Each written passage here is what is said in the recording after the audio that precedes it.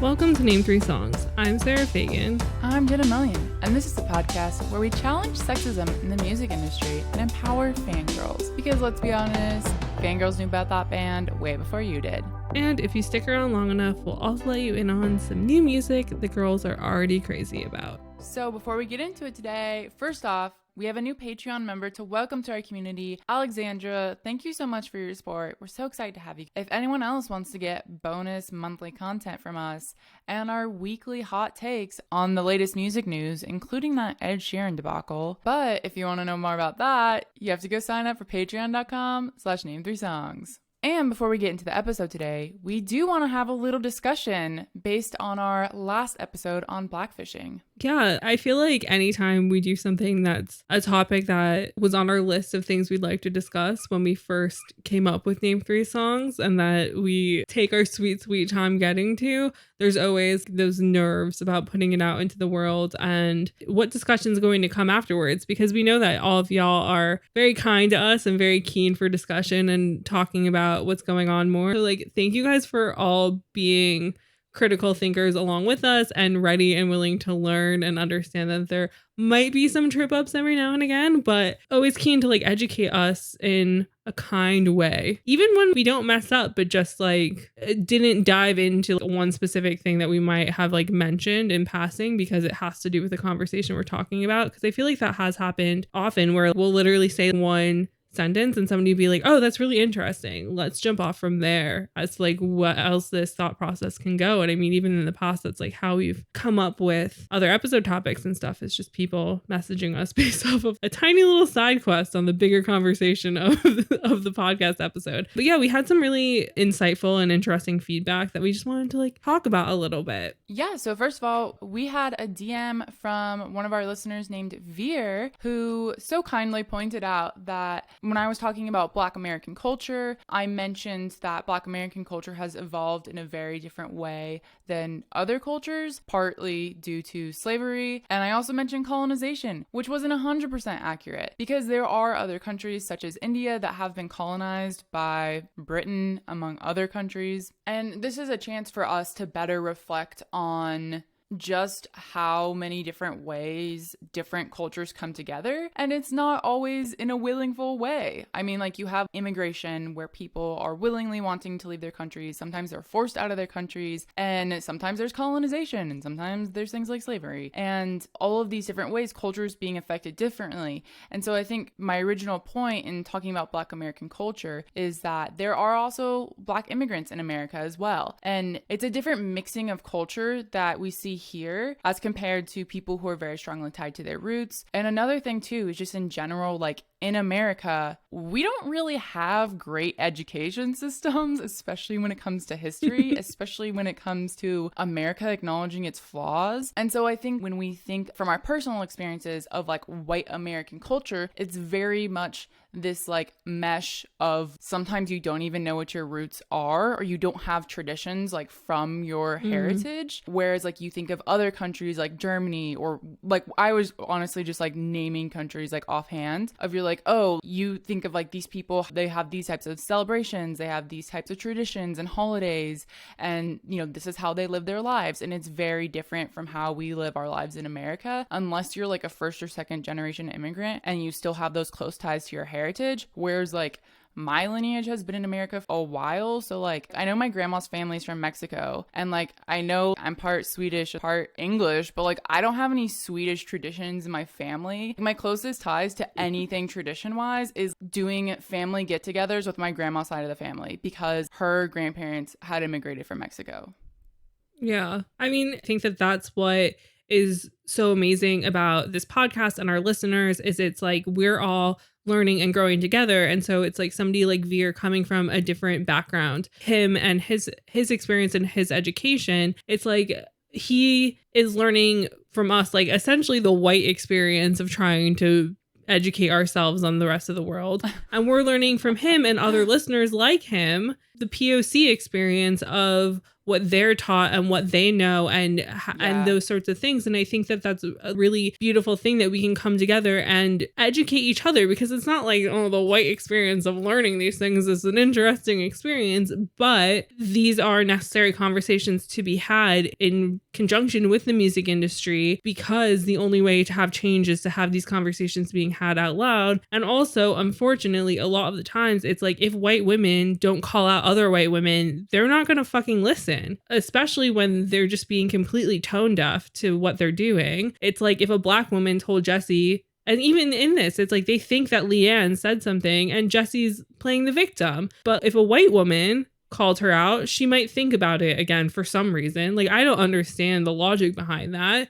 But you even see black creators on TikTok saying how, like, if white women don't use their voices, then nothing's ever going to be done. So I guess that's kind of what we're trying to do. Yeah. And I think also it's important to listen to those communities and listen to their feelings on things. And our goal is to help amplify that by doing our research, by reading our articles, reading what other people have written and other people have said on TikTok, just make that a little bit louder. Yeah, no, 100%. I think that that's definitely the case, because you also see like this and like we've talked about this a lot, and I mentioned this a lot, like the aggressive online thinking behind a lot of people, and like the younger millennials and Gen Z sort of generations of things, of just being so aggressively woke that like you somehow took a wrong turn and are almost on Ben Shapiro YouTube. And so it is this overlap where you also see these things like there's so many subcultures of things that if you go too far, you wind up just going back to the thing that you weren't trying to be. And it's just really crazy when you think about it like that, of just taking something so far that you're essentially attacking your ally because you're trying to prove that you're the wokest of the woke, and therefore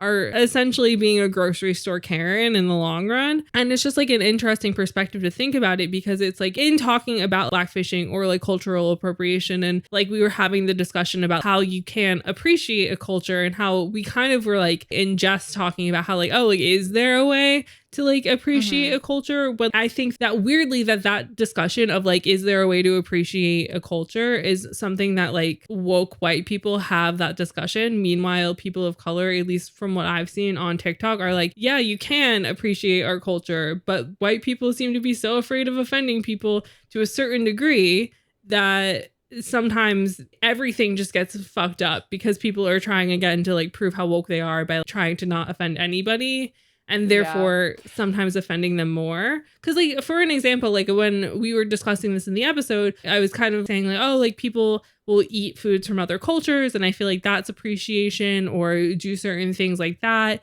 And it's like, for example, you're not appropriating a culture if you get invited to, let's say, an Indian wedding and they're like, oh, please dress in formal attire. Like, that's not appropriation. That's you appreciating a culture and your friend being like, I want you to take part in my culture. And so I think like there are ways like in personal lives and just outwardly to appreciate cultures without being like, oh, you're appropriating this. It's like people don't want to see you putting on like cosplay of their culture just to like make some money on TikTok or the internet or whatever. Nobody wants to see that. It's embarrassing for everyone.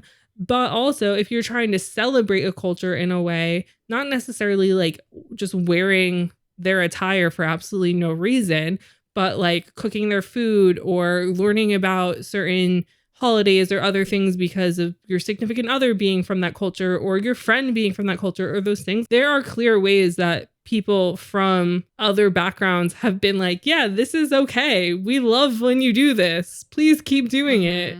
And so it's like there 100% are multiple ways to like appreciate a culture by putting capital into it or by taking part in something because your friends want you to take part in it, etc.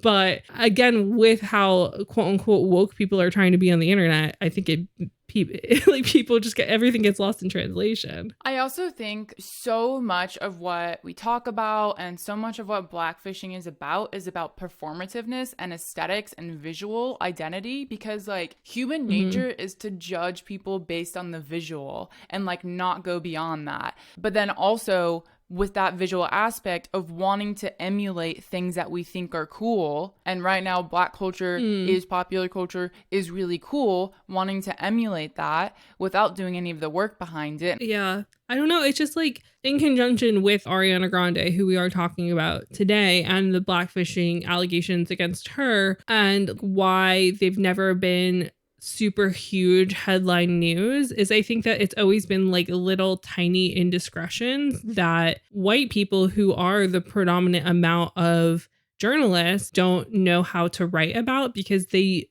know that it feels wrong, but like they don't know how to explain it, because there are so much more glaring examples, like Jessie, for example. And so you see fans of these artists coming out and being like, oh, it was lighting, it's just tan, like blah, blah, like she's not blackfishing. And it's like, okay, but there are so many things that when you put them down on paper, if you're making a list of all the indiscretions that a certain artist has made, it's like it all adds up to blackfishing, just because they're not all happening at once. It's like if she one day showed up really dark tan at the VMAs and then everybody's like, oh, blackfishing, then I think you could kind of be like, okay, you're just hating to hate. You're putting a label on something that's not real. But it's like, Iggy Azalea is a good example also of this, where she had that one video that's like, I am the stripper or whatever it was, where she had a really dark tan in the video. And there were now all these articles about Iggy Azalea blackfishing, and her fans are like, oh, if you look at the behind the scenes, she's not as dark as she looks in the video. And it's like, okay, but everybody there still agreed to let this video go out of her looking like a whole ass black woman. But also everything she's done up into that point has also been indiscretions of blackfishing to a degree. So it all adds up. And so that's the thing, is it's like,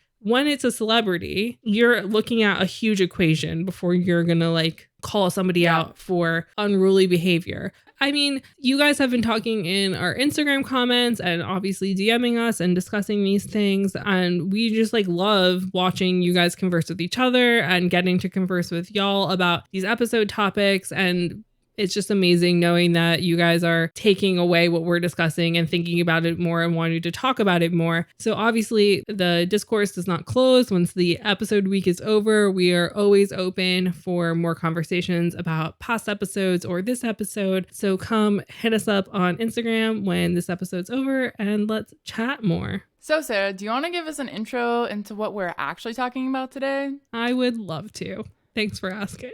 So today we are talking about Ariana Grande, which felt like a very long time coming because she has come up in multiple episodes that we've done from the like very beginning of this podcast, because she is like a very prevalent pop star, but she's kind of been like a question mark for both Jenna and myself, a blurry image of a person, so to speak, where like we know what she looks like, but like we don't like really know anything about her. So it's kind of like we need like filling in, because we have these tidbits, we have these big moments in the pop culture zeitgeist that we're aware of like from the periphery, but don't know that much else. Yeah, I mean, Ariana is like somebody that, I mean, I probably know of her hits, but I've never really followed her career closely. So for me, this was like a big learning opportunity to get to understand her a lot more. But I think part of why that is because she doesn't attract drama the same way that a lot of other pop stars do that we've talked about previously. So this was kind of an interesting and different episode to look at where has she faced challenges in her career and how has the media been talking about her, because it's not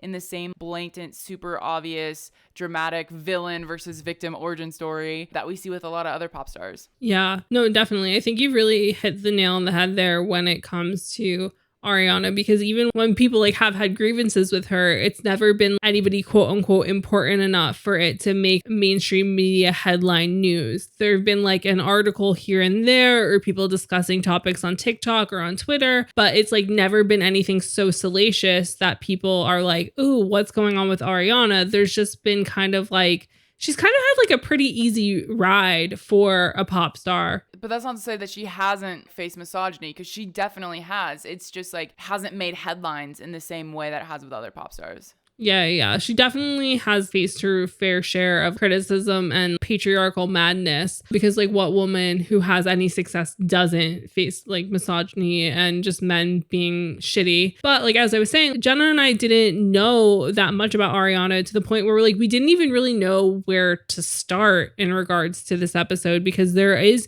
so much to her career because she has been, like, on TV and in the public eye to some level for like a decade at least. And so today we are lucky enough to be joined by an Ariana Grande expert. So Jenna, would you like to introduce everybody to our lovely guest today? Today's guest is Gabby Iorio, who is host of Young, Beautiful, Successful, podcast dedicated to everything Ariana Grande. She started it in 2018, and you also may know her from TikTok as @ArianaPodcast. So, Gabby, thank you so much for joining us today. Thank you for having me. I'm so excited. Thanks, Sarah and Jenna.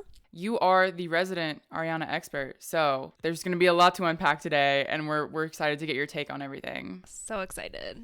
I'm very excited to have you here today, Gabby, to sort of guide us on our Ariana journey because there are so many layers to her that I feel like most people don't even think about. So do you want to like give a bit of background on Ariana for those who might not be that familiar with her, or just like a refresher for those who might know her but not be really aware of what we should be paying attention to? Yeah, sure. So for starters, Ariana is from Boca Raton, Florida, which is a relatively wealthy area in Florida, which I think is important to mention because her family, her mom to this day is a CEO of a company that makes communications equipment for the military. So Whoa, I just random. Yeah. So I bring that up just because Ariana has had a very privileged upbringing, so she's never been in this situation that a lot of celebrities are where they have to support their family, and like how that can cause a lot of problems, like obviously in the Britney situation that is being covered right now. So she got her start in entertainment though on Broadway, which I think, Sarah, what you're saying, her personality I think really comes from that theater background and some of the quirks that she has, and also the true like technical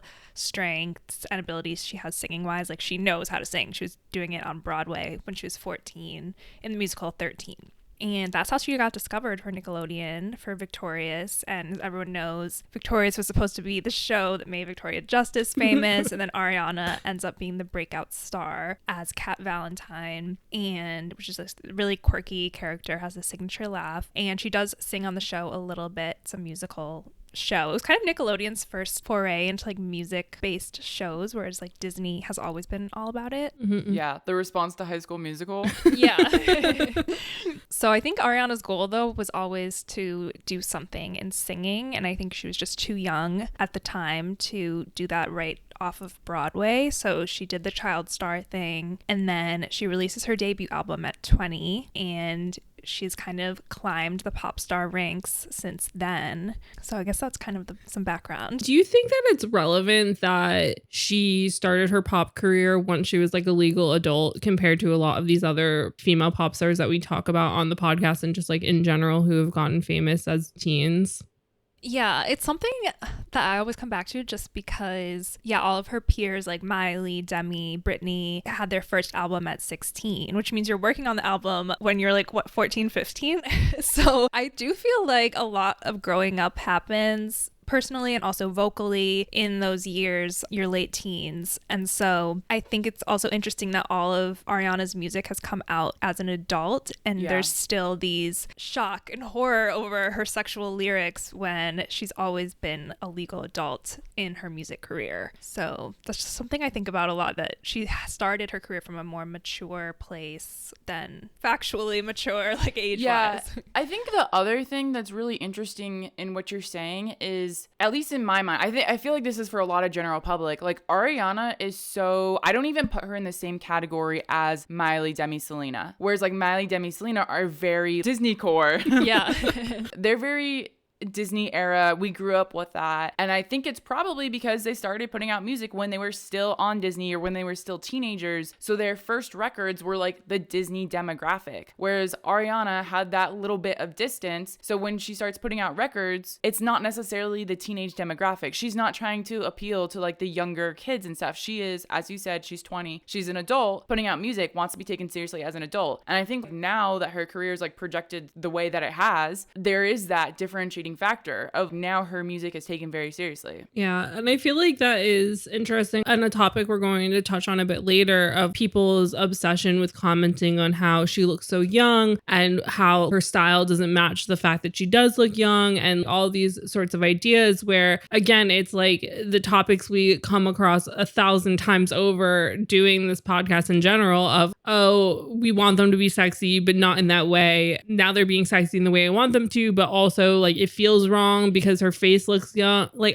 it's just like, it's confusing because like I've never really seen that discourse around somebody like Selena Gomez, who I think also has a young forever face syndrome, where people weren't like, oh, she looks like a teenager, she shouldn't be sexy. Whereas like there's been a lot of discourse around Ariana about that. So I think to like jump into the main course around Ariana, I feel like obviously a lot of people, if you are aware of her, probably started paying attention when she was involved with Mac Miller and that whole relationship. But we collectively as a group have decided, and I feel like the media also decided this, is that when Ariana starts dating Pete Davidson is when all of a sudden Ariana Grande became an A-list star on the front of the Daily Mail, these sorts of websites like every day because of her relationship with Pete. And it's interesting because Pete is the baby of Saturday Night Live. He's not really a famous man when they start dating. And it's a similar thing with Ariana, is it's like there've been all these big moments in her career, but she's never really had that huge successful #1 single or anything before her Pete relationship. And so from your perspective as a fan and somebody who's been talking about her on a podcast for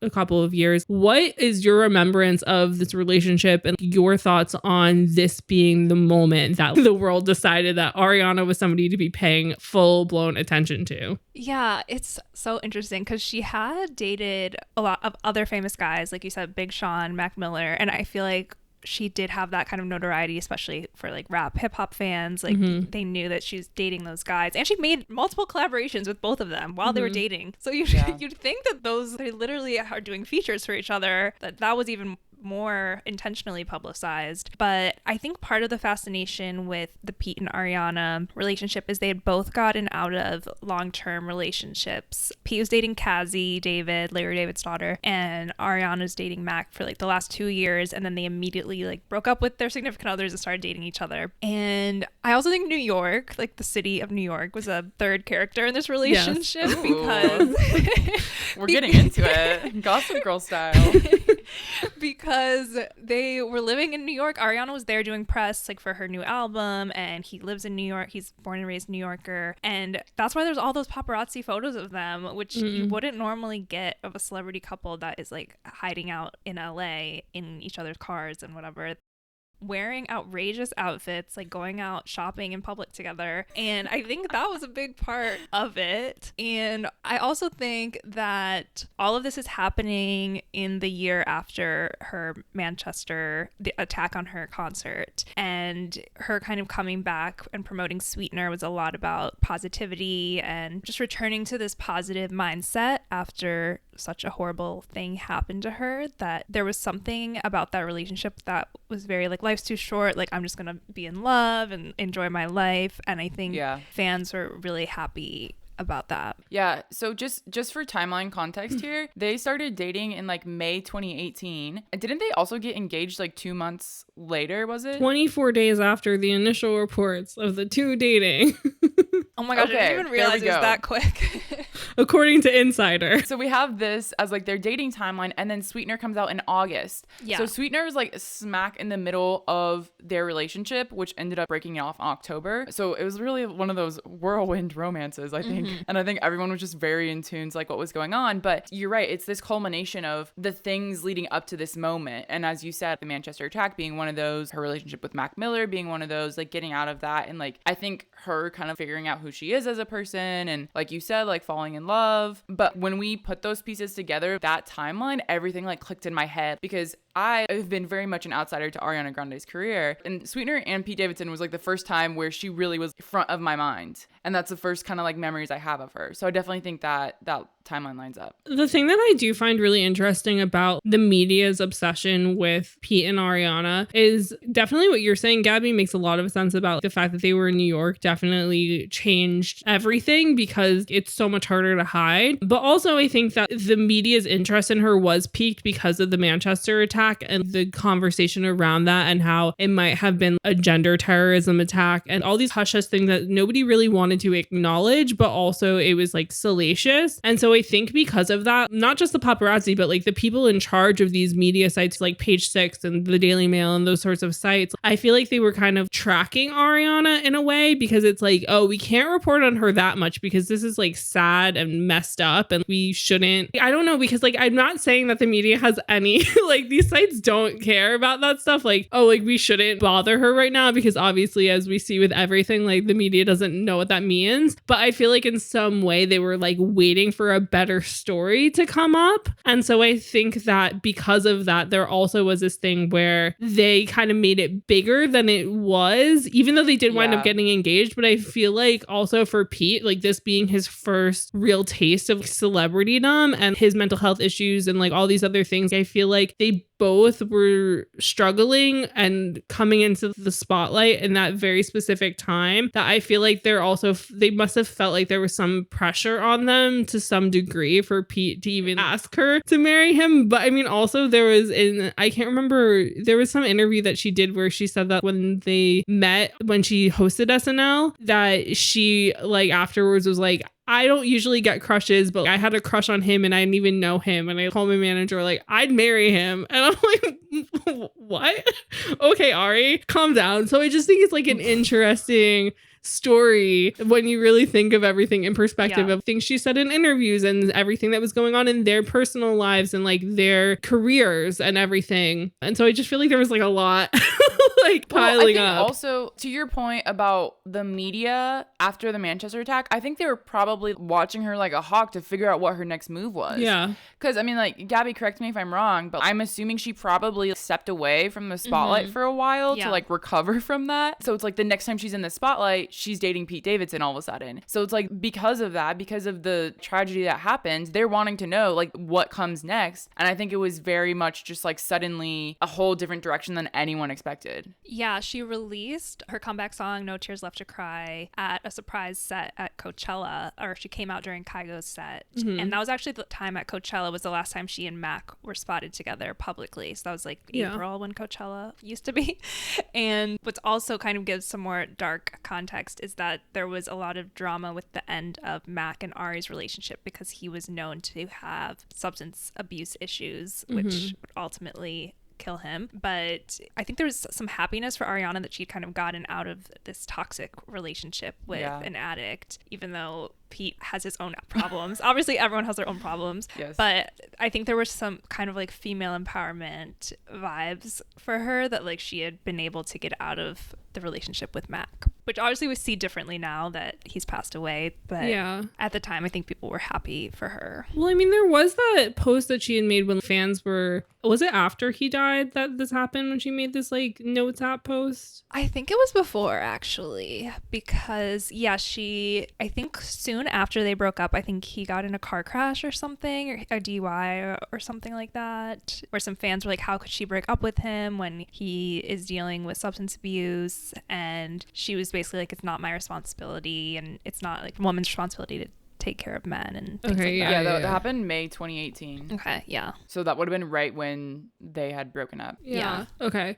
That makes more sense. So basically, for those of you who don't know, for some context, Mac Miller had gone into a DUI very soon after they had broken up, and like it also towards the beginning of Pete and Ariana dating. And Ariana essentially posted like a notes app response to this random person's tweet at her being like, this is your fault, like this is your problem. And she basically is like, I have enough self-respect and have enough self-worth to realize that we were in a toxic relationship, and like I don't need to be his mother or his babysitter. He is his own person. And she wrote, I've cared for him and tried to support his sobriety and prayed for his balance for years and always will, of course. But shaming and blaming a woman for a man's inability to keep his shit together is a very major problem. And so she kind of just continues to basically be like, it's not my job to stay in a relationship with somebody just to maybe keep them a little bit farther away from the edge. But like, if they're walking on the edge like a tightrope, if I'm there holding their hand, they're just going to take me with them, is what the message sort of feels like. And so like, while Pete Davidson definitely does have like his own issues, I feel like in some ways, and like, again, this is my parasocial relationship with Pete Davidson coming in here, like he seems like a more stable person just based solely on the fact of how much he loves his mother and is from Staten Island. So like there's no way. And like even Ariana's comments, even though she kind of was like, oh, it was frivolous, it was kind of just like me having fun. I was like basically saying that like she was Bambi walking into like her relationship with Pete Davidson, where she like has new legs she's never used before and he seems fun and nice. And so I think just her self-awareness is really beautiful and amazing, but also for how much people are gonna shit on Pete Davidson, I feel like him being this weird rebound almost husband like makes a lot of sense, because from the outside looking in, he's like a very troubled soul with problems, but also he's a mama's boy who built his mom a home on Staten Island. So like how bad can he be? There's something very endearing about him. Still. Like the fact that he commutes from Staten Island to 30 Rock is like my favorite thing in the whole world. But yeah, so I feel like that is just interesting in the context of things, of Ariana being like, I was in a toxic relationship. I feel like a lot of people assume that Pete and Ariana was also a toxic relationship, but her responses about it doesn't really seem like it. And I also feel like in some ways they both really helped each other reach that level of their career that they would have reached anyway, but maybe a year or two faster. 100%. I think they totally propelled each other. And Pete, it's crazy because on SNL, he used to barely do anything on SNL. He would like come out during Weekend Update, and he was known for like breaking a lot. And now I feel like when I watch SNL, he's like the star of SNL. He's way more involved than he used to be. And I remember that first episode he did, because they don't they not do SNL like in the summer? I think it came back in that fall that he was dating her, and he was clearly the star of that episode because of his clout from dating Ariana. Interesting. Ooh, celebrity PR, y'all. It's for real.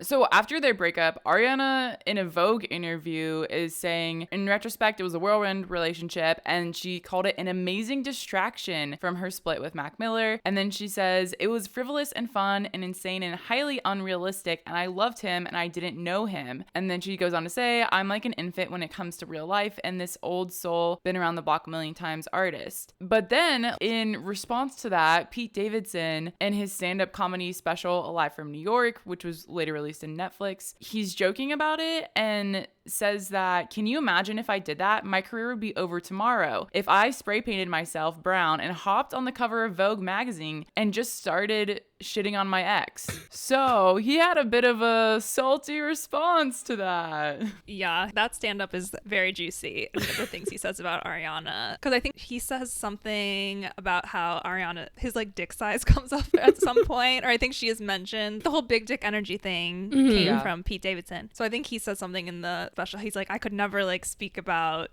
having sex with my ex, whereas like she can talk about that. I guess there are some double standards with women talking about their ex. And true, the one thing they have power over, like sometimes, depending, not with Justin Timberlake and Britney Spears. Right. But following Pete Davidson, we do have Thank You Next. Yes. Which we can't thank Pete only, but I feel like that relationship in some ways made Ariana realize, like, maybe I don't need a man for a little bit. Even though, like, again, it doesn't sound like anything really that bad happened. I just mean that I feel like he must be like a really exhausting rebound. Oh, also important to note, so as I mentioned, Sweetener came out August 2018. Their relationship ended October 2018, and Thank You Next comes out February 2019. So that was like a real quick turnaround in her putting out this album, which was her first #1 on the Billboard Hot 100. Or the single The was single the first was, one. yeah. Yes. And it was Grammy nominated for Album of the Year and Best Pop Vocal Album. Yeah, it was definitely a huge accomplishment for her to get that number one, because I think that song just was explosive because she named names. Yeah. Famously, and it also came out on the night of Saturday Night Live, which added some spice to the release rather than releasing it on Friday. And I think it just widened her fans to people who are older. It wasn't just like her core fans. I think it just really hit a lot more people because of she's capitalizing on her breakup in a way, on multiple breakups, I guess. And it was also a great song, and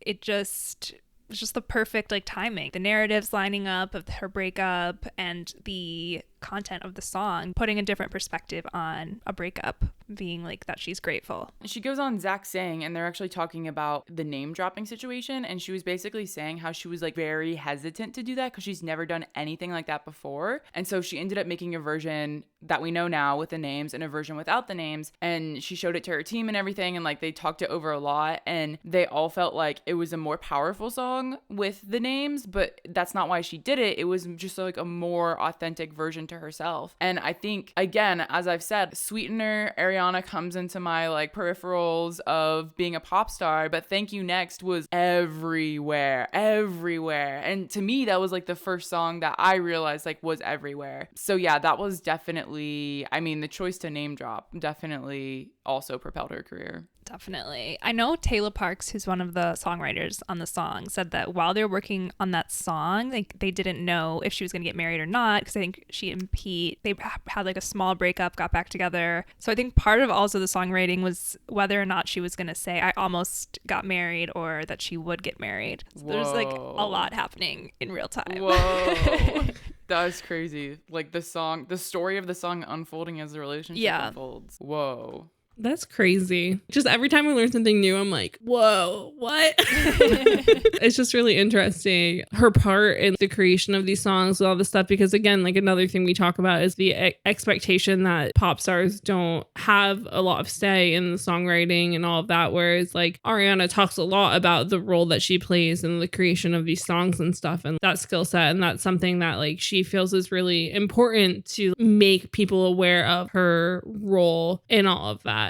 And I know that when we were prepping for this, like you were saying that felt like something to you that was like seemed really important to Ariana. So like, do you have any thoughts or feelings about her feeling like she needs to prove herself, when I feel like her music at this point should be able to speak for itself? Yeah, I've noticed this with a few other pop stars too. I guess like Taylor or Beyonce, Lady Gaga. I feel like as these pop stars get older, there just starts to be like this switch where they're like, I need to start being taken seriously. And they go like with Lady Gaga or Taylor, it's like doing the documentaries, showing how they are making their music, or like showing behind the scenes of their rehearsals and how they're the boss and stuff. And I definitely have started to see that with Ariana. After Thank You Next came out, she was on the cover of Billboard because she was the Billboard Woman of the Year in 2018, and that was kind of the first time that she started talking more about how she does things on the computer and in the recording studio where she is producing for herself. And she's talked about how she doesn't like that women in music have to do more marketing and promotion for their music, whereas men can just release something anytime they want, which was also part of like the conversation with Thank You Next, because she just released it on a Saturday, which with marketing for a label you're supposed to release on a Friday. And when Positions came out and she did her Zach Sang interview for that, she talked a lot about how she's like, I do everything myself. Like when I do my music videos, I'm in the edit bay like with the director. Also when she did Stuck With You, her collab with Justin Bieber, she was posting on her Instagram story herself like editing the harmonies together. And so she's just been really making this effort to show that she's really hands-on and that she has these technical skills with producing and arranging and harmonies. And I think maybe it's just with getting older that she, and also as her accomplishments continue to pile up, just like really wanting to show that she's like a serious artist. And also we were talking about her being on The Voice as a coach. That's definitely like a credibility thing. And I think it's interesting what you said is like this moment seems to come a little bit later in artists' careers. And I wonder if it's this commonality that the sexism that they deal with, they finally get to a point in their career where they're like, fuck this. Like I shouldn't be even dealing with this anymore because I'm just as good as every male musician out here, if not better. Yeah. And now I have to prove it to you. Yeah. Like, whereas like dudes don't have to prove that they're in the studio writing their own songs. Yeah. Definitely. I mean, in that Billboard cover story you mentioned, which was written by Natalie Weiner in 2018, Ariana said to her that she's politely walked out of sessions before. And she's like, I'm a small girl. People tend to underestimate that. And then I sit down and caught my own vocals and can produce my own sessions. And they're like, oh, I didn't know you could do that. And she's like, believe it or not, there are plenty of women that can do this. And again, it's that thing where like Ariana in singing about like her own journey of empowering herself and like becoming more comfortable with herself as like a sexual being, as a woman, and all these things has not accidentally but like kind of accidentally become like this spokesperson for like it's her villain origin story, but also like because she's showing herself as this empowered woman, comfortable in her sexuality and her sexual being, people do go like above and beyond to like sexualize her in a lot of ways and feel like, oh, it's fine because she's admitted that she's like a slut sometimes, and it's like whatever. And so in that, I feel like Jenna was saying, she's felt this intense need to like prove herself to some degree, but also just be like, I know how to do this. And it's not really even about proving herself. It's just, can you stop treating me like I'm this tiny child, but also like this person that can just be like used for your sexual deviancies in whichever way you feel fit at the moment. And so it is just interesting, like, again, listening to her talk, especially with Zach Sang, because they do have such a rapport and like a very clear friendship, and how comfortable she is discussing those things with him, as well as just her comfort in discussing them in general to interviewers about like women are not expected to do anything in music. We're expected that everything's done for us, and we're just like pretty faces singing the songs and dancing the dances or whatever. And so the fact that she does need to even show people like, oh, look, I can do this, to like kind of be taken more seriously, when in a lot of ways she should have already gained those stripes. But again, you do see in a lot of female artists who don't have like a lot of say in like the songwriting behind their songs and all that sort of stuff, you do see that sort of journey towards them becoming like producers and being like, oh, like I'm learning XYZ or whatever. And I feel like it is a very common thing that does happen eventually. Like what Jenna said, they get fed up and they're like, okay, let me take this into my own hands now. Yeah. I think with Ariana, one of the differences in the way that she's viewed or sexualized versus compared to other pop stars is, number one, her stature. Like, she's very tiny, but she's also like this very like Barbie doll-esque. She looks perfect constantly. And I think like a combination of that is how people view her, as if they can like do with her what they want or like treat her how they want because she is smaller and because she looks younger. I think that's definitely one of the things that contributes to like the specific types of sexism that she faces. Yeah, I know I've mentioned to you both that Patty Pop Culture did a TikTok about this specifically, that there's been so many moments where Ariana has been like sexually harassed basically on live TV. Yeah, on live TV. I think the most famous one, or the most recent, was at Aretha Franklin's funeral, that the priest is like basically touching her boob, and it's very awkward looking, and she's like visibly uncomfortable. And there's just been moments at award show, I think it was the Kids Choice Awards, a kids show, where it looks like Chris Rock is like touching her butt and she like makes a weird look, and there's just a lot of weird situations where she's really like overtly sexualized by people. I mean, one of the things that really surprised me as we were going through like the interviews and like how, not just how she's been talked about, but the way she's been talked to, is that you linked us to this radio show interview that she did. And I don't know what year it was from or like what the show was, because it was like a compilation edit, but it was the stupidest stuff. These dudes on the show were literally like, if you had to live without your makeup or your phone for a day, which would it be? And she was like, are you serious? Like, you think that's all girls think about? And then they're just like, could you live with your phone for out a day? And she was like, absolutely. And they're like, but could you? They like keep like nailing her on it. And then she's like starting to call them out on it too. And then the dude is like, oh, like, did you see the new emoji update? Like trying to change the subject. And then like, what's your favorite? And she's like, oh, I love the unicorn. And he was like, oh yeah, like you would love the unicorn because you're a girl or something like that. And she's like, boys can love unicorns too. And they're like, can they though? Can they though? And then she's talking about how we need more education on not being a misogynist. And then she's like, yeah, you could really learn from that. He's like, me? What did I do? And I'm like, this is the most outrageous interview I have ever seen in my entire life. I cannot, this is my second villain origin story, Sarah.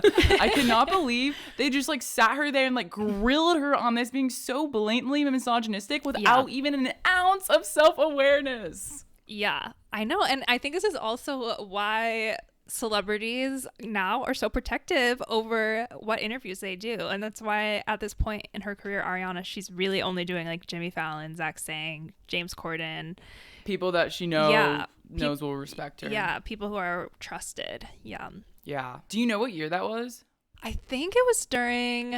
I mean, knowing that the unicorn emoji just came out, I think it would have been during the Dangerous Woman era, so like 2015, 2016, around that time. It's again that thing where I feel like because it's like what Ariana said, it's like people see her and they're like, oh, look at this tiny girl, what's she gonna do? And it seems it's as if they like forget that she's a grown adult woman with experience. And it's just crazy like the way they speak about her. And I mean, this was like something that you had again mentioned to us when we were prepping for this about how Twitter has talked about like how Ariana used to dress in like quote unquote like Lolita fashion and picked her apart at the beginning of her career for the way in which she dressed as an adult woman but who looked young. But I think that there's also that thing where people tend to not want to like contextualize things with the fact that she had just come from a children's show on Nickelodeon. And so there is that thing where that fan base is going to follow her. And this is something that we talked about in our Disney episode when we were talking about Hollywood Records and that sort of success that those artists have and why Hollywood Records signees aren't necessarily going to be nominated for Grammys and stuff because they're not pushing their music to normal people. They're pushing their music to just Disney Channel fans, you know? Whereas with Ariana, it's a whole other step in her career moving into music from being Kat on Victorious and then on Sam and Cat on Nickelodeon. And I feel like people are just choosing to ignore the fact that she was going to have a bunch of fans who are probably a decade younger than her following her into music. And so there is going to have to be that kind of slow burn of her moving into actually being acknowledged as an adult. And instead of people acknowledging that, they're like, oh, she's wearing thigh highs while also dressing kind of young and this whole thing. And so there was this article on this site called Zimbio by this woman called Alicia Dennis in 2013 about the Yours Truly album cover, which I couldn't really tell if this actually was the album cover or just how they had like promoted it, but it's like her sitting there and like, oh, I'll read what she wrote because this is hilarious. So she goes, Grande sports a frilly pink teddy and matching thigh-high stockings as she sits atop a smattering of pink roses. Sporting her trademark blank selfie face, Ariana looks a little like a preteen who broke into Malibu Barbie's closet and decided to experiment with her lingerie. And so that was like her description of whatever the promotional photo that they had posted, because Billboard also had written something about this image and they also were kind of like, what is with this lingerie look? But I feel like people were just forgetting that she is 20. And even Alicia in this article acknowledges that. And so she's like, Grande is 20 and frankly, she can do whatever she wants. She can't help if she looks underage. But I feel like she's still poking fun at her and kind of bullying her for this quote unquote Lolita aesthetic when it's not her fault that she looks young when it like, is it like, as a fan and like as somebody who would have been paying attention at this time, what was like the fans' viewpoint on this? But also, what are your thoughts of, can this even count as Lolita aesthetic when she's dressing like a 20-year-old? That's again not her fault that she looks young. I don't know like, if there is a miscommunication or like what's going on here. Yeah, interesting. I don't know if I've seen that Bed of Roses photo, but I have thought that basically all of her album covers, except the most recent one, Positions, ironically, I guess that's the most sexy album, but Sometimes I would think like, oh, she does seem really sexualized on a lot of her album covers. If you just look at them, like the Thank You Next one looks like she's like taking off her shirt, kind of the pose. In Dangerous Woman, it has like the Playboy bunny ears, and she's kind of in like a lingerie look on the My Everything cover. I have conflicting feelings about all of that because I think it is hard to say, because I do remember at the time feeling like she was really sexualized because she would wear these like super short skirts, and she would wear the cat ears, which is also kind of like a weird thing because her character is named Cat. And then I remember in the Dangerous Woman era, when she was promoting her third album, she did SNL, and all the promotion for that was she was wearing a full pantsuit, and a lot of her looks going to press and stuff, she would wear long pants and like a lot of pantsuit looks. And I was like, oh, it's kind of interesting because she's totally changed like her fashion looks. And I remember thinking that was kind of cool, just because personally I thought it was cool, and that she was kind of taking like a stand. Yeah, I mean, pantsuits are very much seen as like a respectable, like, yeah. Hillary Clinton specifically wore pantsuits and never a skirt because she wanted to be seen as an equal with the men. Yeah. And so I think I was getting like that vibe from her, that she's sort of taking that stance with promoting the Dangerous Woman album. But it is weird now looking back, now that I can have in context that she was always in her 20s during her career, because I feel like she was made to look younger, but then she was also trying to be sexy, and there's just a lot going on. Yeah, there's a lot of layers. Yeah. So, and sometimes it's hard for me to say, because it's like I'll look at her and I'm like, she does look like she's being sexualized. Like, is this her decision? And like, you don't really know when you're at the beginning of your career how much control she had at that time. Yeah, I mean, it's impossible to know unless they've specifically like chosen to speak about it. Honestly, I think the whole Lolita discourse says a lot more about people who were talking about that than it does about Ariana herself, because that's other people projecting that onto her. Yeah. And there were 2 other articles, both written in 2014. So at this point, she's 21. And there is the consistent consensus of like, oh, Ariana looks like she was built in a lab. She looks like a young teenager, but also looks like an adult. And who knows what's going on here. And this whole thing where I feel like, again, it's the thinking of things from like the patriarchal view of the world. And like, again, the male gaze of the world. And just the whole thing, again, like of pop stars being expected to be both virginal and sexy at the same time. And what does that really mean, you know? And it's just frustrating because, again, as we've already mentioned, through Ariana's discography, you see her journey becoming more empowered in her womanhood and herself as a sexual person and all of those things. And it kind of feels like people were pushing a more nefarious narrative onto her just because she looked young. But also on top of that, like there was that time where she was sort of wearing oversized sweatshirts as dresses and big bows in her hair. And I feel like also a lot of people for a while when she was doing like the half pony look, they were like, oh, that feels youthful compared to like the more slicked back ponytail or other hairstyles that she's worn as she's gotten older. And so I feel like there were these things again that were kind of like, not so much her, but like probably her team trying to keep her somewhat child friendly for those fans who came from Nickelodeon, but also wanting the world to acknowledge the fact that she was in fact an adult. So it just feels like this really confusing thing where people want Hollywood and the music industry to be like dark and dirty and like as nefarious as it possibly can be, when like it definitely is, but also sometimes things are just happening because they're trying to deal with a pre-existing fan base. And like, how do you keep people happy while also attracting new listeners, but maybe trying to not attract creepy Lolita fetish people from Reddit? Well, I mean, I don't entirely know, because it's like the photo we were talking about with like the bed of roses and like the lingerie look, that's not meant to appeal to her younger demographic. Like that's not a child appropriate look. And then the sweatshirts came way later in the timeline. And then she had like you said, the short skirt and the cat look in between that, and even like the pantsuit look in between that.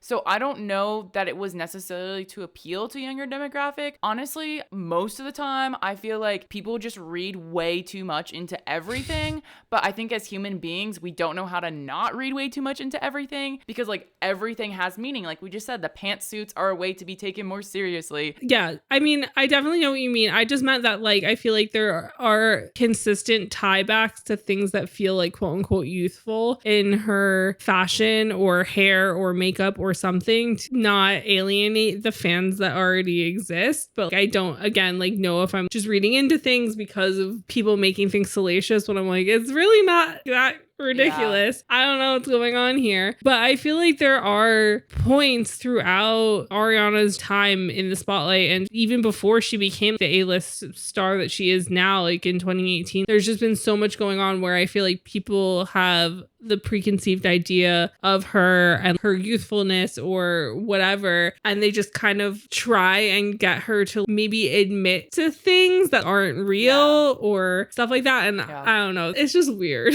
I mean, doing all this research, I really didn't know she was so much of an outspoken feminist as she is. That's not something I like associated with her, but also I just really hadn't seen many interviews with her at all. And I mean, kind of to the point of what we're talking about in that Billboard 2018 profile, she says they're unable to accept the fact that women are a million things and not just two. You can be adorable and brilliant. You can be friendly and silly, yet strong and indestructible. You can be professional and present and also sexual and fun. And this is the thing that we come back to constantly in this podcast is human beings have multitudes, and it's okay to be more than one thing. Sometimes you can be more than one thing at once, and sometimes you can't. Like 100% of you isn't going to come across in every single scenario. And this is where we have these judgments of, oh, she's being a Lolita because she looks young and she's dressing this way. Or, oh, she's being too sexy here. She's not being sexy enough. It's like you're taking this one singular instance and projecting that onto her entire being as a person. And the other thing that she said in her Zach Sang interviews is that she came to the realization, like, when it comes to hate, a lot of these people, they don't know me. They're judging Ariana the person, Ariana the pop star. But as Sarah said earlier in this episode, I think it's hard for someone like her to maybe differentiate and step back between those two because she does care and she does want to give so much to her fans. In the Zach Sang interview, she was saying it's hard for me to accept that literally nobody knows me at all. And when people attack her, that it's not really about Ariana, the person. It's like this preconceived idea of her because she's like, I probably wouldn't like me if I didn't know me and only read what the world is reading about me. That's just like, it's just so sad to think about things from that perspective. It is really sad. And it is interesting also in Zach Sang, I feel like we see so much of her personality and you see that like sense of humor that she has and like her quirks. And if you didn't watch a lot of those kind of lighthearted interviews that she does, you wouldn't know her kind of theatrical, fun theater kid personality. Yeah.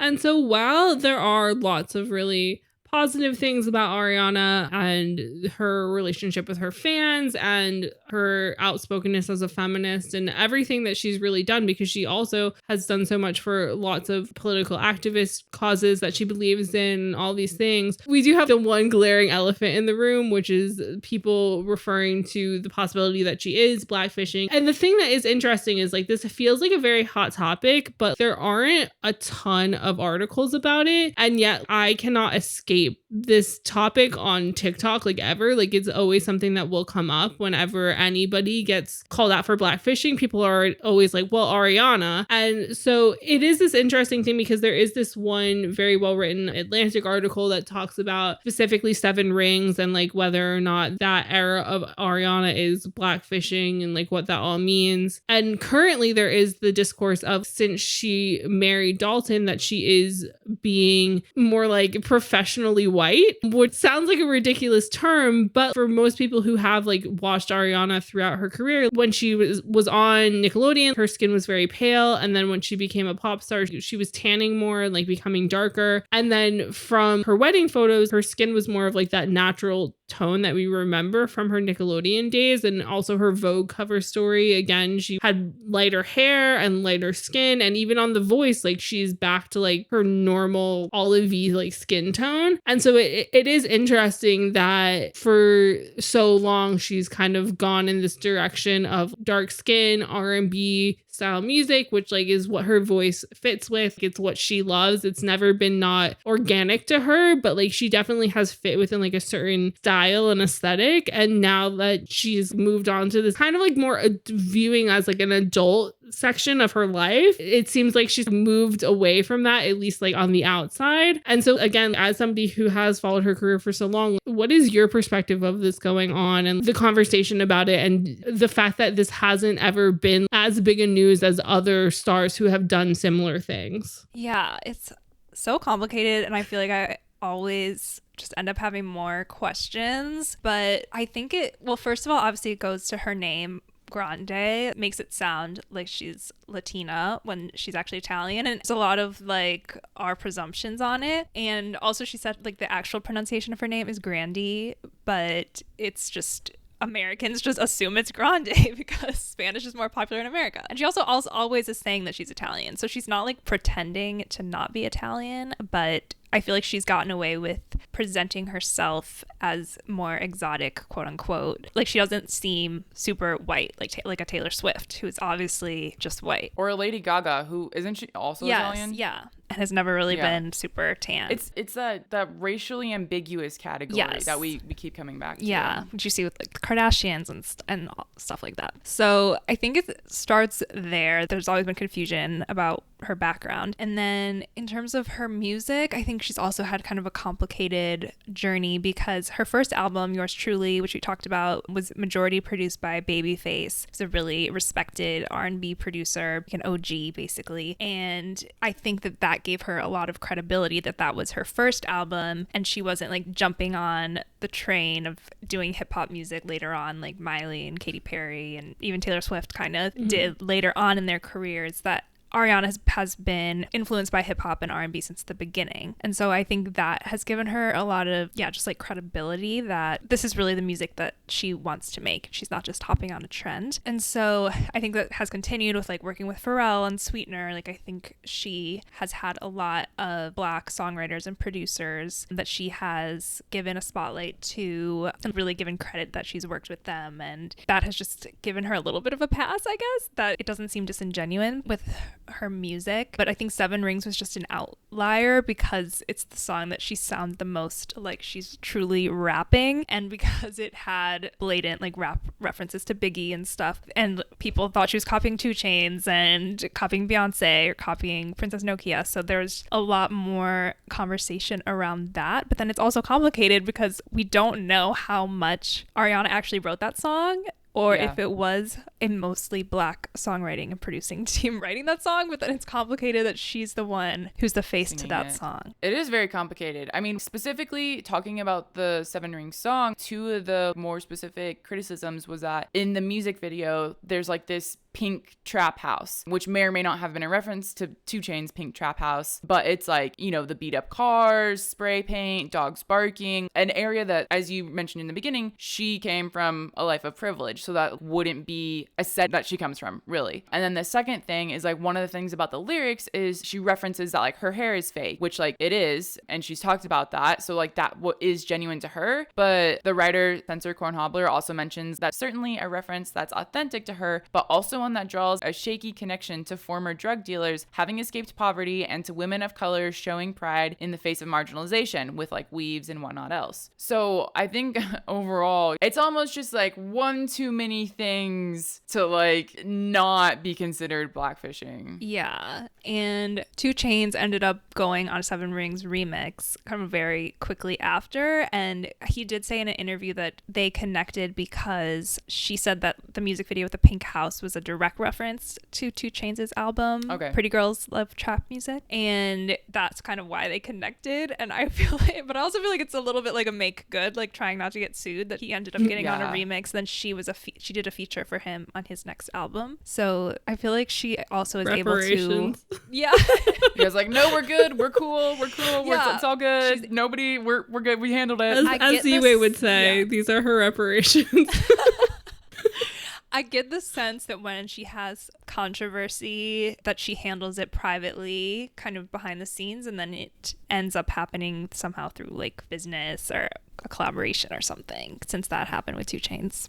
I mean, it is one of those topics that is hard to talk about specifically as just like a group of white women, you know? We can see what's happening, but like she's not taking from our community. So it's like if there are Black women on the internet saying that, oh, Ariana's doing this, then it's like, okay, Ariana's probably doing this then, and we should just listen and discuss it, because I feel like there are those things where it's like when Ariana has done stuff in regards to like helping raise money for Black Lives Matter and being so proactive in the political activism that she is active in and trying, it feels like this weird moral gray area where it feels like that's why, even though the conversation is happening, it's never really stalemated her career or caused much like turmoil for her, even though people are writing the article every now and again about this or discussing it on podcasts or what have you. And so it is just like this constant thing that's kind of like nagging at her, but like she's never 100% ever had to like make any statements or apologize in public. She just does those things where it's like, oh, now 2 Chainz is on a song. Wonder why that is. Or these other things. Because there was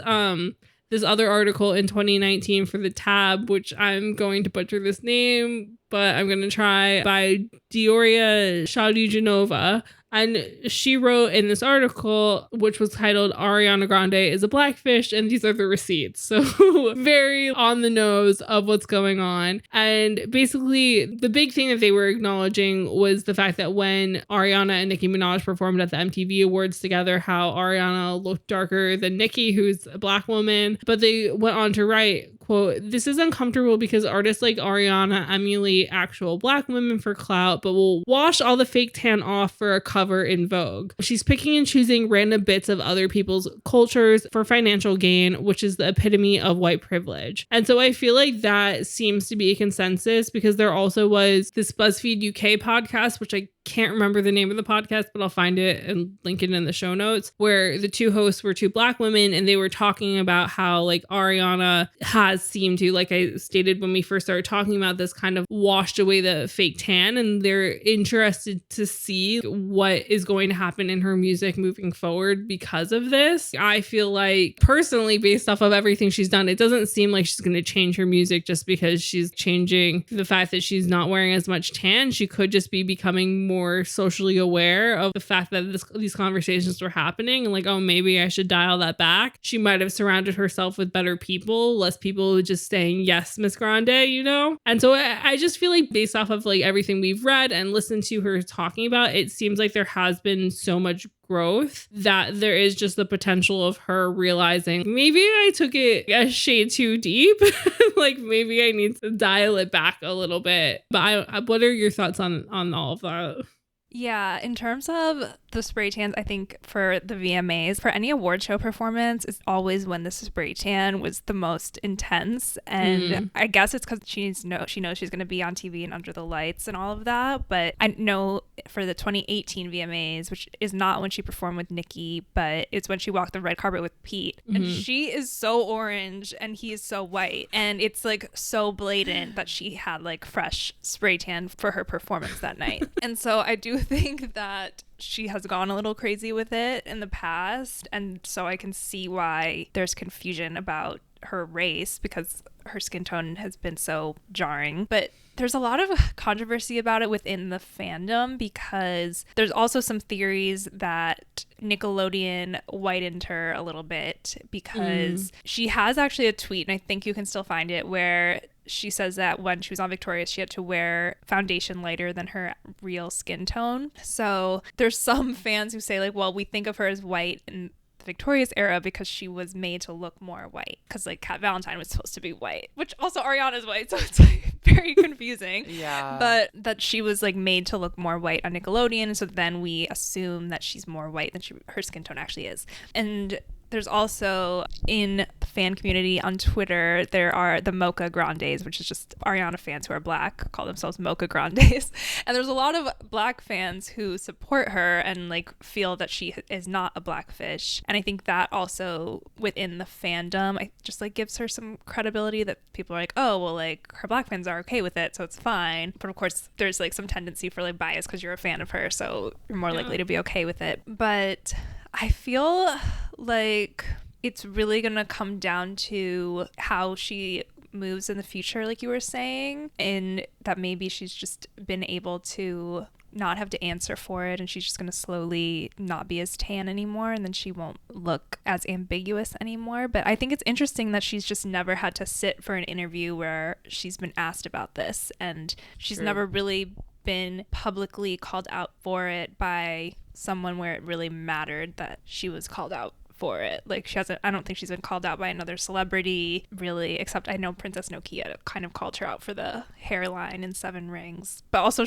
Princess Nokia is not super like an A-list celebrity. So it's just interesting how as you become more famous, you're just able to have more control over how you're interviewed, and she's just never been asked that question. I think also, as you said, as you become more famous, there's a certain level, I want to say, of privilege of her discrepancies aren't that bad compared to others. So it's easier to brush under the rug is what I'm thinking. But like this article in the tab that Sarah mentioned, like the writer says, regardless of her intentions, she's profiting from racial ambiguity that she's created, which makes her a blackfish. So like by definition, it does make her a blackfish, but it's like, how has America and how have celebrities have had to answer for this, or have they had to answer for it? Are there other examples of people being like fully canceled for this? Because it seems like one of these things where it's like there's a lot of outrage around it, but somebody like Ariana Grande, like her stature and her celebritydom, it's like when it comes down to like, as we said, there's not a lot of articles around this, so it's like her tanning and then the Seven Rings video, there's not a whole lot to cancel her about.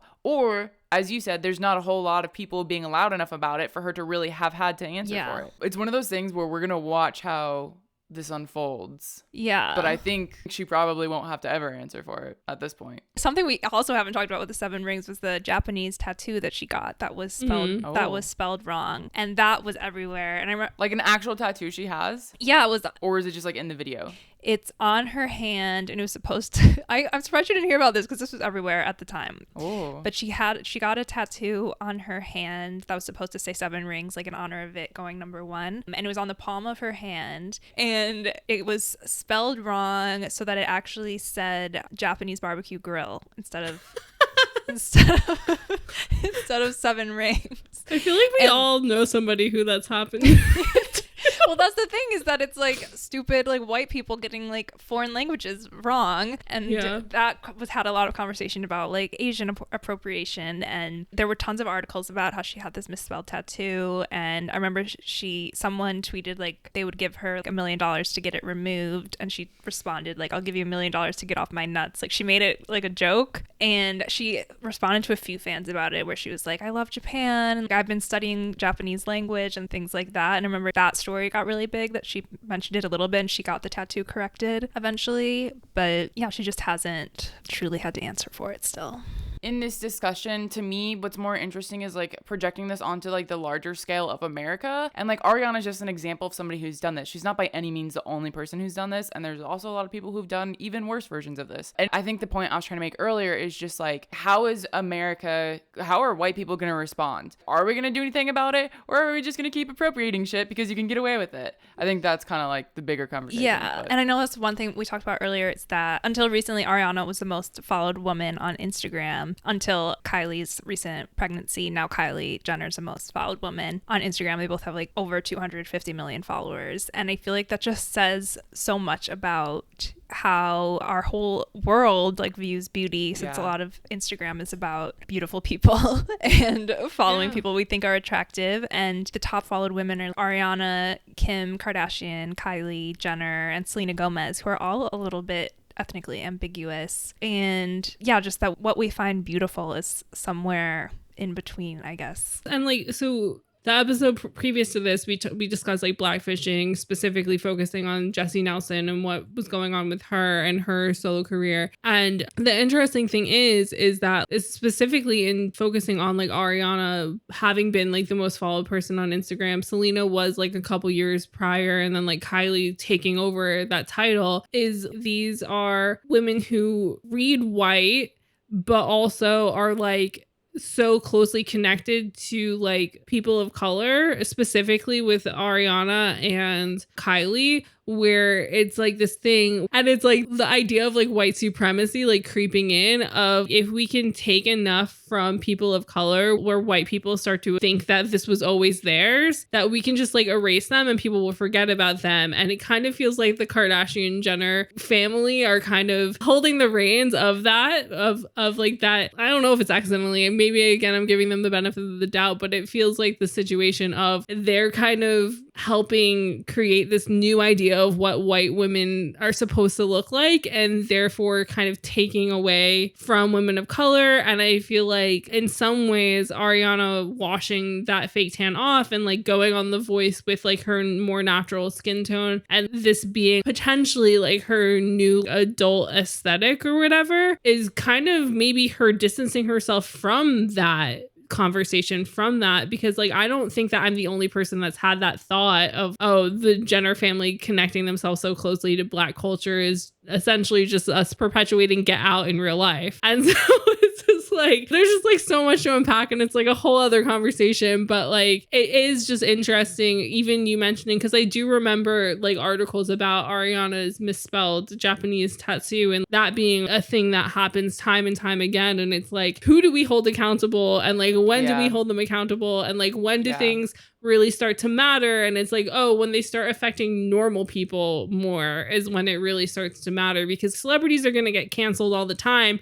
for these things, and you see it happen, and then you see them come back like it was no big deal. But it's like when normal everyday people start having things taken away from them, or just having repercussions for their actions in blackfishing or like appropriating other cultures or whatever, that's when we're actually going to start to see change, when like normal people get affected by it. So it's like we can, until we're blue in the face, have the conversation of, oh, like, has Ariana been held accountable enough? And it's like, okay, maybe she could be held more accountable, but also like there are normal girls who people think are Black who are white on Instagram every day. It's just like a lot to think about. And I guess like to wrap this up and like bring it back to just like Ariana and her career, now seeing, as we've already touched on, like how Ariana even in 2018 was talking about how she wanted to be taken more seriously in the like production side of things and that side of things, and now her going on The Voice and being a coach and really showing her prowess and her skill set. Where do you see Ariana's career going, and what are your thoughts on like these steps that she's making to sort of show just how well-rounded she is in music? It's really interesting. I think definitely, as we're talking about, really wanting to establish herself as a producer, songwriter, vocal arranger. I know we've started to see her a little bit write songs for other people. She wrote Normani's song Motivation. She also last summer, she co-wrote the Blackpink and Selena Gomez song Ice Cream. Oh. And so I think we'll probably see more of that. And then on The Voice, that what's been coming up is she's just really kind of positioning herself as like an elder in music. Like she said on one of the first episodes that she's only really been in the business for a decade, but she's fit a lot in those 10 years, which makes her like just as much of an expert as John Legend and Kelly Clarkson, who are on the show with her. And so I think we'll continue to see that. But what I've been waiting for is I really think the return to Broadway will happen eventually. Wait, isn't she doing a movie? Oh, yes, that's another thing. So she does have a Netflix movie coming out on Christmas this year called Don't Look Up. And it's a huge all-star cast. J-Law and Leo are the stars of the movie. And then her love interest in the movie is Kid Cudi. So get ready to ship, because I feel like they will be a very cute couple. There actually are a few photos of them already. But I think we will continue to see her expand into these new things. And a lot of that recent Allure profile was about how she's coming out with a makeup line. She's on The Voice. She's just doing a lot of different things. But I was surprised a little bit about the makeup line, because I feel like she's such like a true singer. I don't really see her going full Rihanna entrepreneur, but I feel like we'll continue to see her do things in the singing space, whether like in the future she'll do like a jazz album or she'll go back on Broadway. I feel like we'll always know her as like a power vocalist first and foremost. Well, I think a final takeaway for me, and something that I hope to see more of from Ariana in the future, is like, as I said, I was really surprised by how much of like a feminist she is. And how much she's spoken like and straight up called out to interviewers' faces misogyny. And she has been like very outspoken, of course, about lots of different political activist things as well, like on her social media. But I hope in the future she just continues that and continues kind of, I guess, addressing these things like in her conversations or whatever she does throughout her career, because of course, it's important to carry that energy with us. But like I said, I was surprised to find that out. So I'm sure there's lots of people who don't know that's part of who she is as a person as well. Yeah, definitely. I feel like she's always posting about different issues. So I definitely think she'll continue doing that. So on that note, Gabby, we want to say a big thank you for joining us today. And we're going to have all of like your socials and your podcasts linked in the description below. So if any of our listeners want to go check it out, they'll be able to find all those things. Your podcast is called Young, Beautiful, Successful. And thank you. Thank you for joining us on this episode. Thank you, Sarah and Jenna, for having me. It was so much fun.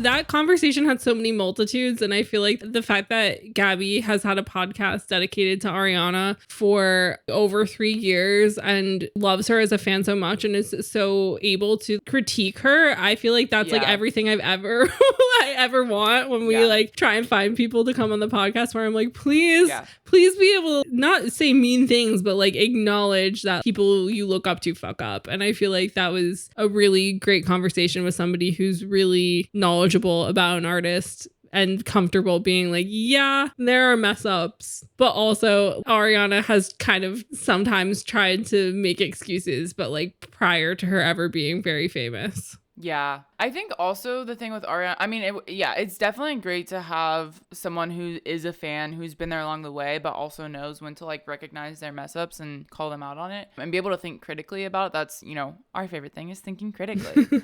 But I think with Ariana, to me, like her career is so different than other people we focused on, especially Taylor. Her career is vastly different from Taylor's career. Yeah. And vastly different from Halsey's career too. I mean, even though we did get into the sexism she's faced, which I said is very different than I think other pop stars face. Yeah. It still doesn't feel like she's gotten the type of vitriol that like Taylor has, for example. Mm-hmm. Like the type of hate and like type of sexism she's faced is very different and on a very different level. I always wonder with Taylor if it is because Taylor comes off as frigid because she's not sexy in the same way that people. Yeah. And so I feel like because of that, there is that need to like villainize her, and there is that need to make her seem like a victim, and there is that need to like try and figure out how to sexualize her when she's wearing big sweaters most of the time, except for when she's on stage, when she's wearing like the pop star uniform. I mean, what you just said here was like, it doesn't really feel like Ariana's ever been villainized or victimized.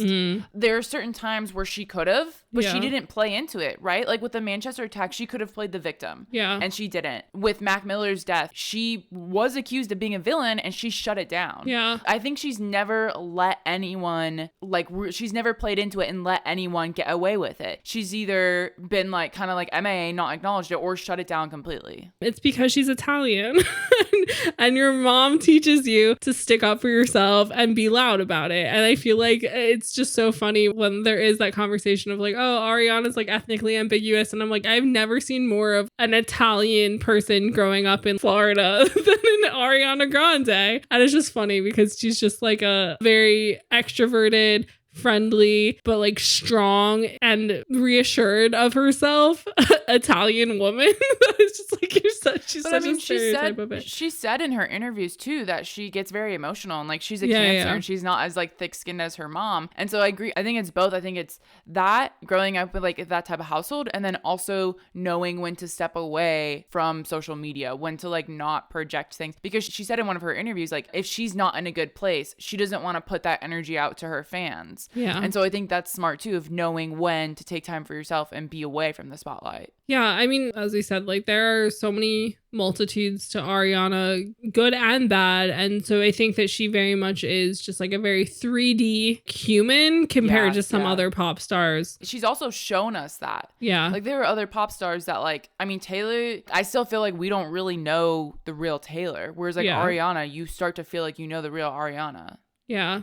My last thought is, as we were talking about, you know, Ariana Grande's future and whatnot, I think if she is stepping away from her tanned skin because she's learned, because she's taken the time to learn herself and be like, you know what, maybe that was blackfishing and I don't want to be part of that anymore. I just hope that if she's done that learning, that she'll do a future interview acknowledging it, because that's going to be like a positive step and a positive example for a lot of other celebrities. Yeah. No, I agree with you 100%. I think that it's super necessary for somebody who very clearly, as Gabby laid out, has like done a lot of learning behind the scenes in order to not have flack in public. I think that if she has done that learning of her adjacency to Black culture and the blackfishing comments, and if she has done that in private and then in public now is presenting as her true born skin tone, like there definitely should be some sort of conversation about that learning. And I feel like if she did it with somebody like Zach saying that she respects and who respects her, there could be a really interesting learning conversation where she's the one bringing it up rather than somebody like calling her out. And I feel like that would be just really positive for normal people and just like all of Hollywood as well, to know that there are opportunities to like kind of call yourself out rather than wait around until somebody does it for you. Yeah. And I think also to the power of celebritydom, maybe it would make a lot of her fans and other people realize maybe they're doing something that they didn't think was blackfishing that they're not realizing. It would be like a really great learning opportunity for a lot of people. Yeah. And so I think for you guys, our lovely listeners, like, what are your guys' thoughts on that? And just Ariana in general, are you a fan? Do you follow her? Is she somebody that you are aware of, but like don't pay attention to? In regards to what Jenna said, like, how do you think that somebody like Ariana, who hasn't had the same flack as a lot of the artists that we mentioned last week in our blackfishing episode, how do you think that she should handle that? How do we start to teach people to stop being fuck ups, basically, when they're kind of just going with the trend? Because that kind of feels like what Ariana has been doing, is just going with the trend of like what's expected of people in the role that she's in. And because she's never been super held accountable, like loudly held accountable, I feel like it very easily could be in her mind of her just like following trend and like her just being unaware, but she doesn't seem unaware. So because of how active she is on social media and active she is in political activism and stuff. So it's like, there's just a lot to think about. And I'd love to hear your guys' thoughts. So you can come chat with us about all of these things over on Twitter or Instagram. We are at Name3Songs. Or if you have any personal beef with either of us, come at us. I'm at Sarah_Fagan and Jenna is at Jenna_million. So thanks for joining us this week on Name3Songs. Until next time, never let anyone make you feel bad about your favorite band. And remember, you're never too cool to listen to Ariana Grande. Don't forget to subscribe to be notified when each episode comes out, and leave us a 5-star review. They really help. If you want to find out more about any of the sources we referenced in this episode, you can visit name3songs.com.